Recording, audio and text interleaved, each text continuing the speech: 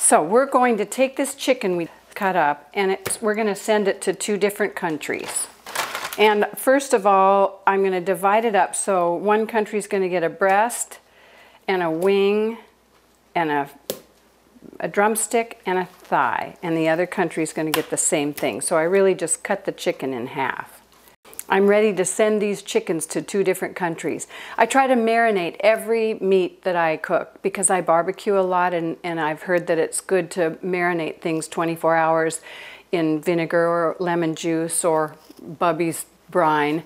And that's, so when you barbecue and you get black on there, it's okay. The carcinogens there's none in it after that a food's been marinated.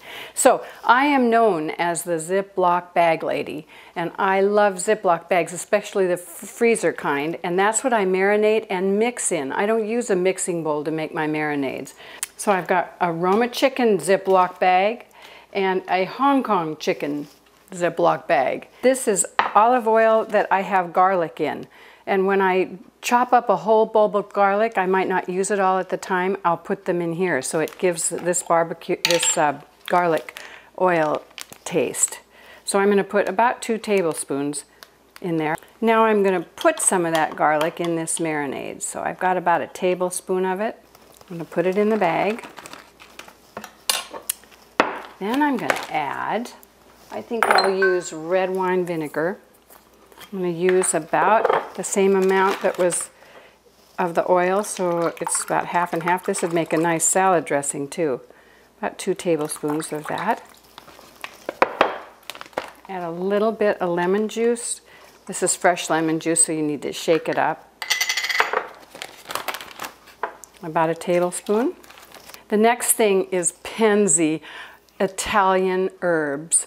Oh, it's like being in Italy, and I buy it by the half pound. It's the biggest parcel you can buy, but it's everything that you'd find in Italy, and I put about 2 teaspoons in there. And then I use a little Penzi Italian dressing base.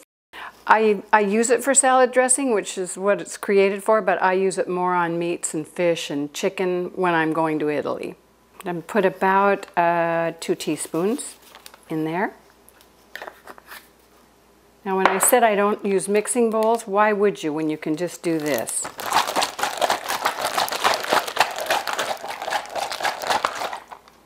It's all ready for the chicken. So I'm going to put half of it in.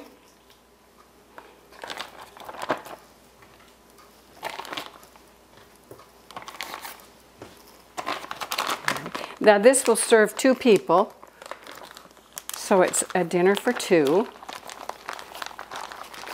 Do this. Now you can either freeze this, or you can let it marinate for 24 hours and have it tomorrow night. Now if it's frozen, it's going to marinate more after when you're thawing it out, and it'll be wonderful. I've found the more you marinate something, the juicier and better it is when you actually cook it. You want to date your Ziploc bags so you know when you put it in there so things don't get old. You want to rotate your food, and I named it so I know that this is going to be Roma chicken. Now I can freeze this chicken because it's fresh. If I had a frozen chicken, I wouldn't want to refreeze it. They claim that it's not as good. So buy your chickens fresh and marinate them and freeze them marinated.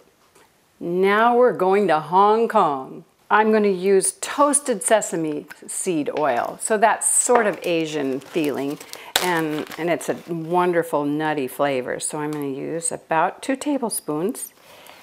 And then I'm going to use white wine vinegar. You could use rice vinegar, but it has lots of carbs in it, so I go for the fewest carbs I can. It's about 2 tablespoons. I'm going to do more lemon juice in this one. A tablespoon, and I'm going to do some soy sauce, about 2 teaspoons.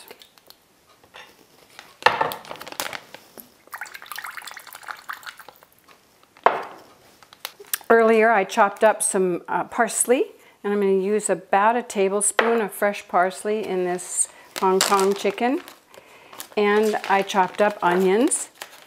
And I'm going to use about a half a cup.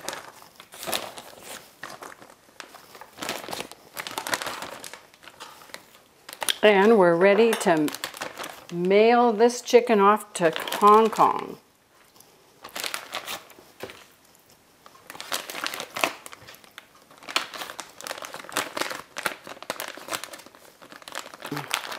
Looks almost good enough to eat raw. And this is ready to freeze or have tomorrow night after it's marinated 24 hours.